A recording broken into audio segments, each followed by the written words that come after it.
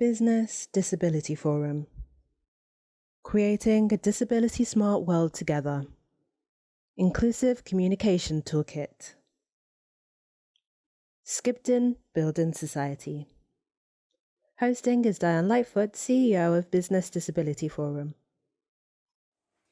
Hi there, we're here to talk about our new Inclusive Communications Toolkit, kindly sponsored by Skipton Building Society.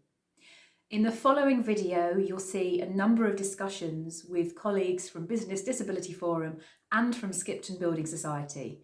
We'll be talking about how and why the toolkit came about and why we think it is a wonderful tool for you and your colleagues. Enjoy.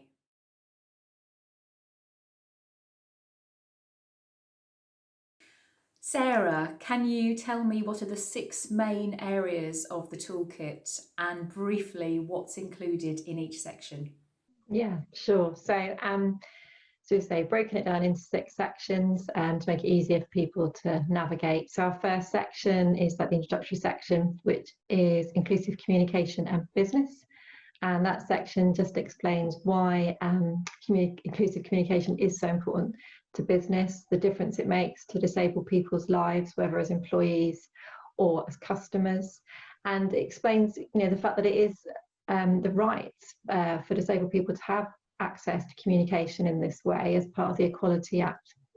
So it is the right thing to do, but not only that, it also makes good business sense. With the purple pound standing at 249 billion a year, so that's the spending power of disabled people, it just makes sense for businesses to be tapping into those customers and offering people things in a way that services and information that they can access. And if you're not providing that information in an accessible way, then people will just go somewhere else. So it makes very good sense all around, really. So that's the first section. We then move on to a practical resources section, and that gives you real practical tips on how to make your own communications accessible, whatever the format of that communication is. We've tried to cover a really broad range, from emails to infographics to Word documents. And we also provide just sort of general top tips as well, so that you can just pick them up, look at that for every time you're doing a piece of communication, just to remind you about the key messages, really. And then from there we move into a deeper dive section, which is more for communications professionals and for anyone that's kind of responsible for setting communication policy across an organisation. And that one talks about how you can review your communications to make sure they are inclusive and accessible. And we had real help from that section from Big Voice Communications to help develop those documents. And it talks about how to involve disabled people in that process, and then how to communicate that out to the wider organisation. And then we've got a section on financial and legal information, which is called Making the Small Print Accessible. This is quite a developing area. It's around terms and conditions and things like that, which are literally often very small in print. And we look in that section at what can be done in that area to make that information more accessible. Now, it is a new area, so there's still much debate out there really around what is possible, maybe what's not quite possible yet. We've tried to include some points for discussion really, and point people in the direction of organisations which we think are doing some good work in this area, but there's still much more to be done there. So we're looking for some case studies to add to that section for sure. And then from there we move into a best practice section, which includes some great examples of from blogs and videos and all sorts of things from members of our steering groups, our members and partners at BDF, and also some other organisations that have contributed some examples of work that they're doing in this area. And it's a real diverse range of examples in there, so do go and have a look, because it might give you some ideas of things that you could try in your organisation that you might not have thought of before. And then from there we go into the guidance and standards section, which is just a section which rounds up all the kind of legal guidance that's available out there, and sort of further reading really on this topic for people. Who do you think would benefit the most from this toolkit, and what job roles is it aimed at? Yeah, thank you, Diane. That's a really interesting question actually, and a good question. So we've really tried to make this toolkit aimed at everybody really, because we appreciate that communication is part of everybody's role, whether you have communication in your title or not. We all need to communicate in our jobs on a day-to-day basis, and I think lockdown has really shown that when you can't necessarily do face-to-face communication, you have to look at other ways of communicating, and they need to be accessible and inclusive to make sure all your colleagues or your customers are on board. So the practical resource section are really kind of intros to areas, and we pitched them at a way that you should be able to pick up those resources and start making changes to your work, and to find some helpful tips in there just to making things accessible for you. And then we've also done the deeper dive section, which is aimed more at communication professionals and people that are maybe looking at a higher level across the organisation in terms of strategy. Hannah, where did the idea for the Inclusive Communications Toolkit initially begin, and what led you to work with Business Disability Forum on this? So a couple of years, it feels like a long time ago now, we began looking for different resources, different training and different tools that were available for us to support us, particularly in the inclusive communication space. And we couldn't really find what we needed. If we did come up against anything that we thought, well, this might benefit us, it was too expensive, or it was kind of focused on one particular area, and we were looking for kind of a more broader, comprehensive look at inclusive communications. We'd already kind of been working with Business Disability Forum on a variety of different things, and we'd already utilised the toolkits and resources that you already had available. So we thought that we would approach Business Disability Forum to see what they thought on the subject, and the possibilities that we could explore together on this topic. It was great because as soon as we kind of started the conversation, it was clear straight away that it was something that we were all passionate about and something that we wanted to help and to kind of work on. So then we just got started straight away and brought it to life. Why did Skipton want to sponsor the Business Disability Forum Toolkit, and why is this so important to you as an organisation? So we were really pleased to be able to sponsor the toolkit because we wanted it to help us on our journey through improving accessibility. So we've always been looking for different areas to improve and different benefits. And actually, not only does the toolkit benefit Skipton, but it also benefits all of the other organisations that are members and partners with Business Disability Forum. Our customers and our colleagues are at the heart of what we do, and we really wanted to build on that and showcase that. Danny, why did Skipton decide to look at the accessibility of its online colour palette, and why do you think it's so important to make it inclusive? We were in quite an advantageous position where we were at a moment in time where we happened to be reviewing the colour palette anyway as part of a minor brand refresh.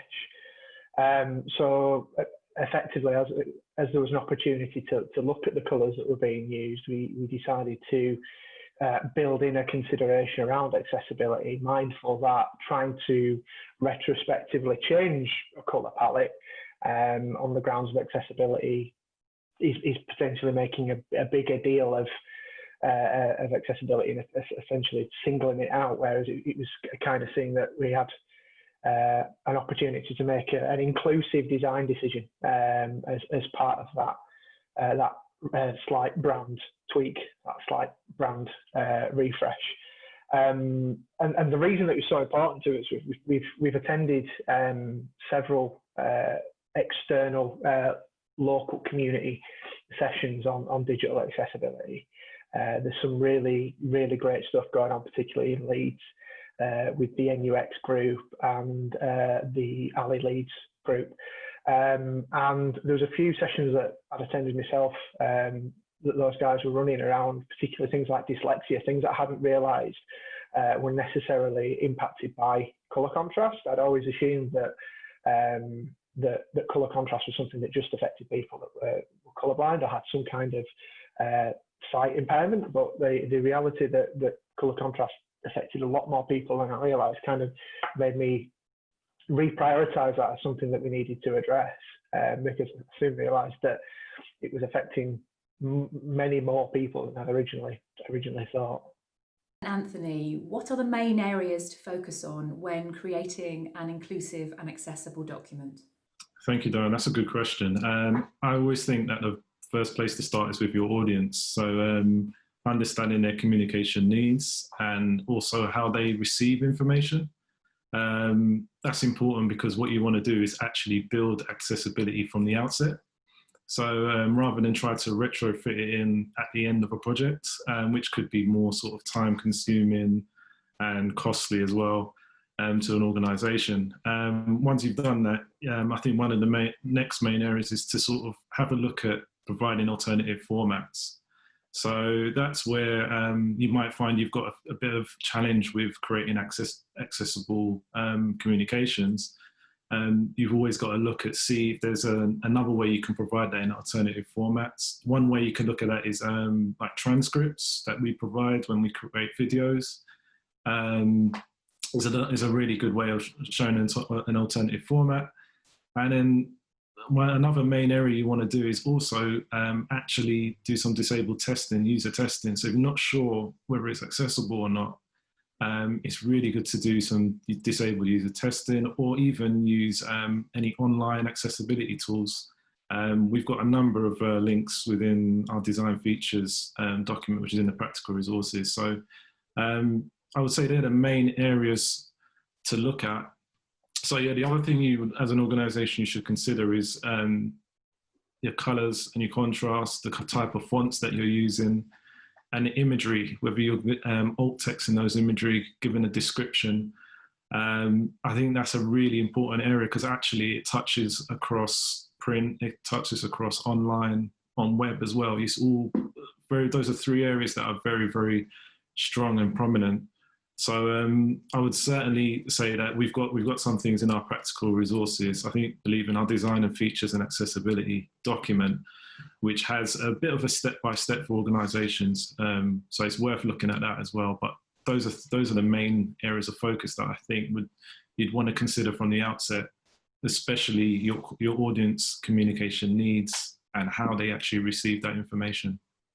So Hannah, why do you think it's important for both large and small organisations to communicate in an inclusive and accessible way? I think it doesn't matter what size the business or the organisation is, you want to interact with as many people as possible, and the best way to reach the most amount of people is to make sure you create inclusive and accessible communications that everyone can benefit from. It also makes perfect business sense, but actually it's the right thing to do. And to show that you truly care about your customers, your potential customers, and of course your colleagues, you need to be including everybody in those communications. Jacob, you've worked on a number of toolkits for Business Disability Forum. Why do you think they're such a great resource for organisations to use? I think toolkits are great. I know we've got quite a few at BDF already and we are planning more. We've got the Inclusive Comms Toolkit. There's the Mental Health Toolkit, which we've had for a year or so, I believe. And there's the Neurodiversity Toolkit, which by the time this goes out, will have launched a few weeks before. We've also got a COVID-19 toolkit as well. And I know there are a couple more in the pipeline at least coming out. So I'm a big fan of toolkits, and I believe our members and partners also do enjoy having that really digestible, I think the word you used, Diane, earlier. They're digestible, they're easy to take in and understand. And you can take the bits that are useful for you and leave the bits that are not, which I think is a really valuable part of the toolkit. So you can look at one resource and say, that's really useful, I'm going to read that. And another one, you think that doesn't apply to me so much, I don't have to skim through it, I don't have to worry about that. And it's also really useful for being able to share resources around. So if one person in your organisation sees some advice on our Inclusive Comms Toolkit, for example, and you think, oh, I know someone who would really benefit from this, it's much easier to share that specific bit of information through the toolkit. We've also got our new Knowledge Hub, which is makes all of these things much more easy to use. So a toolkit is quite easy to navigate and to search really precisely for the information that you're looking for through a toolkit. So yeah, I'm a huge fan of toolkits. Hannah, do you think the creation of this toolkit has become even more relevant than anticipated due to the different ways that we are all working now with more colleagues working from home? Absolutely. I think the way a lot of people are working over the past couple of months has changed dramatically, and for some of those beyond all recognition, including myself, which has meant that the way we interact and the way we communicate has changed dramatically as well. I'm sure we can all appreciate that it's definitely become more digital, and to ensure that our communications kind of reach all the people that we need to has become more important than ever, particularly as now potentially some of the alternatives are reduced, whereas you may want to kind of communicate in a face-to-face capacity, and that's not always going to be the easiest thing to do recently. So yeah, definitely. I wanted to ask Hannah, why do you think this can be such a great template for any organisation looking to improve its inclusivity? So the toolkit is so comprehensive and includes such a huge variety of resources on a variety of different topics within the inclusive communication area. And actually the toolkit isn't just aimed for those in the profession of communicating. There's lots of resources that will benefit those that just communicate on a day-to-day basis. The toolkit is also created from input from a variety of different sectors, not just banking, and of course with all of the expertise of Business Disability Forum. So really that combined effort makes the toolkit an absolutely great template for all organisations. And also I think it makes implementing it a lot easier, because you can find all the information that you need in one place rather than having to seek more from different sources. So I think it's fabulous. Danny, were there any areas that you found particularly challenging when creating more inclusive communication? I think one of the biggest challenges was how we make the same types of changes offline, so the print-based media. Now, we in the digital forum, we were quite fortunate because the WCAG guidance is in place, and whilst at times it's not the easiest thing to understand, it at least exists, and we were able to figure out kind of black and white whether or not we were passing or failing certain criteria. However, to the best of our knowledge, the equivalent doesn't really exist for anything offline. So for my colleagues that work in our print space, it's been a much bigger challenge, and that's part of the reason behind us wanting to sponsor the toolkit, because there just wasn't really anything there for us to use as a reference. So hopefully the toolkit will go away to address this. The other thing that was a challenge, going back to the colour contrast piece that I've been working on, was the realisation that having a higher colour contrast isn't always better. I mean, I know I just said that the WCAG guidance is very much black and white, but there are obviously some sort of nuances to some of the things in there. And having having attended a session in Leeds, the session I mentioned previously on dyslexia, hearing somebody talk about how colour contrast impacts them, and actually having really high colour contrast can make life really difficult for people. That was kind of a bit of an eye-opener for me in terms of finding that balance between the minimum required colour contrast, but not going too far the other way to the point where things are actually quite difficult to read. Also reading about things like visual stress syndrome, something I've never really heard of before, but again, understanding how, for example, having white text on a brightly coloured background can be really challenging for some people to read. Again, that was a new one to me, so that needed some consideration as well.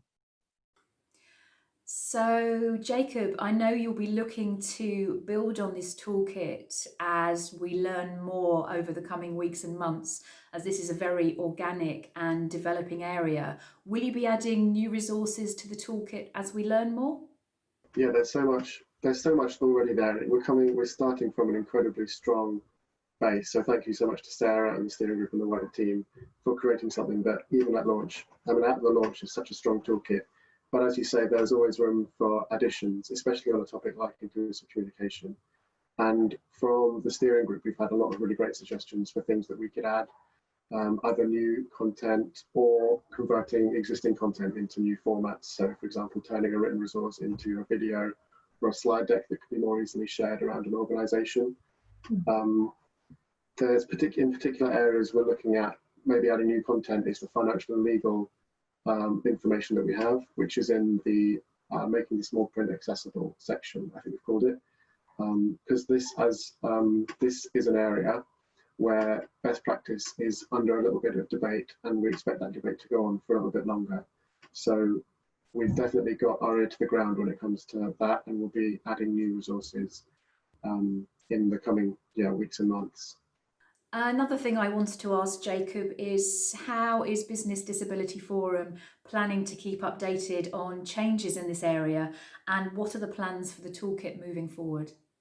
As I said earlier, we're going to keep our ear to the ground, and I think the best way to do that for BDF is to listen to our members and partners, because they're such a source of information and advice on what they're hearing, what the issues businesses are facing, and what their needs are for inclusive communications. So we'd like to keep in touch with all our members and partners about what they're finding, and a good way to showcase that knowledge we get through that is through the best practice case studies and examples that we have in the toolkit. And we'd love to add more of those as we're going forward, so that users of the toolkit can see what other organisations are doing in this area. So please, if you do have any examples or you want to be in the toolkit, please get in touch with us and we can sort something out. If you email us at enquiries with an E at businessdisabilityforum.org.uk, we'll get in touch and we can put together something to really build on this toolkit more. And Danny, what advice would you have for another organisation or an employee in your position who's looking to do something similar in their own organisation? So there's a couple of things I'd suggest. I think in terms of strategically how you position something like addressing colour contrast within your web platforms or your app or anything else, is to include that as a wider piece of work and not do that in isolation. Whilst it can be sending out a positive message to be doing something that is accessibility focused, I think being more inclusive with that and actually combining that with other changes and not necessarily flagging that as making a specific effort for accessibility, but actually this is just something that we have done. It's just another design consideration. We'll do a really good job of not adding to that feeling that people who live with access needs are a niche case, are different to everybody else. One example I always reference, there's a video by the Design Council. It's about 5 years old now, but it's a really great video. It's on YouTube somewhere about inclusive design, and there's a quote from a lady on that video that lives with an access need, and she says exactly that people that live with a disability don't want to feel different, and more often than not, when you're looking to fix a challenge for somebody with an access need, if you're doing it in a one-off case, in isolation, you're perhaps you're fixing the problem, but you're perhaps also having a detrimental impact on a group of people because you're inadvertently making them feel different. When we do product design, it should work for as many people as possible, and I think that caters over to software design and everything else. And I think having that kind of inclusive approach will mean that you've got a better success metric, and also you're not making a group of people feel special or different. And the other thing I'd recommend is a similar exercise to what we went through in terms of pulling together a colour contrast matrix. So when we first started looking at colour contrast, I think I've been working in design for a long time, but still didn't totally have my head around exactly how contrast ratios work. It's not something I think you can work out yourself. It's something you very much need to refer to references to understand. So actually pulling together a grid that documents what the colour contrast is between all your variants of text colour and background colour can be a really useful reference for people that you're relying on to build web products or even just web content. if you can essentially give them a list of colour combinations that you can give a green light to and say, yeah, fill your boots, you can use these, it's fine, then it means again that accessibility consideration isn't necessarily explicit. It's just part of the wider design consideration, that inclusive design consideration, and effectively driving that culture that it's just an inclusive design product rather than again singling out accessibility as its own thing.